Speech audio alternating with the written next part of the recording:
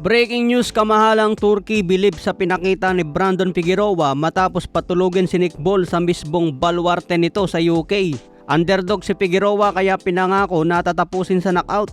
Dahil dayo lang siya sa baluarte ni Nick Ball, alam niya na mahirap kunin ang panalo kapag dayo ka lang sa isang lugar. Dahil hawak na ngayon ni Figueroa ang WBA featherweight belt, inimbitahan siya ni kamahalang Turkey na depensahan agad ang kanyang belt sa September 12 sa Riyadh sa event ng Mexico versus the World, kung saan tambok din ang pagbabalik ni Canelo Alvarez sa main event. Kaya malaking pagkakataon ito para kay Figueroa na patunayan na hindi aksidente ang kanyang panalo at para ipakita na handa siyang maghari sa featherweight. Nagkaroon lang ng 2 talo si Figueroa kontra Stephen Fulton, pero tinalo na rin ni Figueroa si Mark Magsayo at si Luis Nery. Maganda kalaban ni Figueroa sa featherweight si Rafael Espinosa, parehas silang matangkad.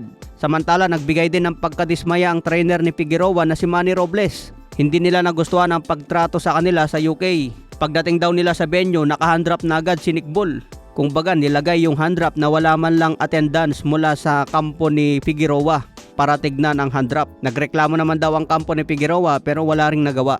Buti na lang natapos ito sa knockout mga boss, dahil kung hindi na knockout, siguradong split decision pang panalo ni Nick Ball. Sa iba pang balita, James Toney, tinawag na average fighter lang ang kalidad ni Usyk. Sa mga panayam nito sa Fight Hub TV, naging prangka ang Hall of Famer na si James Toney. Sinabi niya kulang umano sa tapang ang kasalukuyang heavyweight era kumpara sa panahon niya noong 90s at early 2000.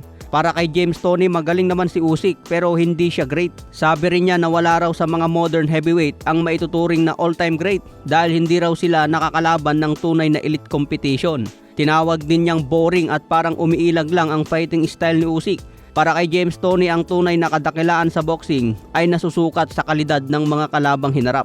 Malayo raw ang mga heavyweight fighter ngayon kung ikukumpara sa mga legend. Sa iba pang balita, Roy Jones Jr. sinabing mas magaling at matapang si Stevenson kumpara kay Floyd Mayweather.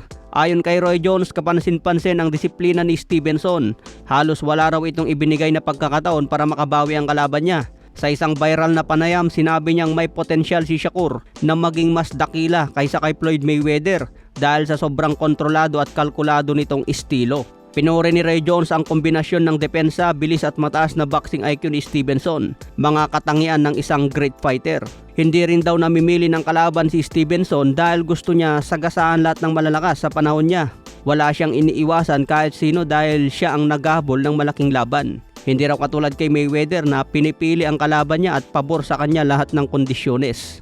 Kaya mas bilib si Roy Jones kay Stevenson. Agree ba kayo dyan mga boss?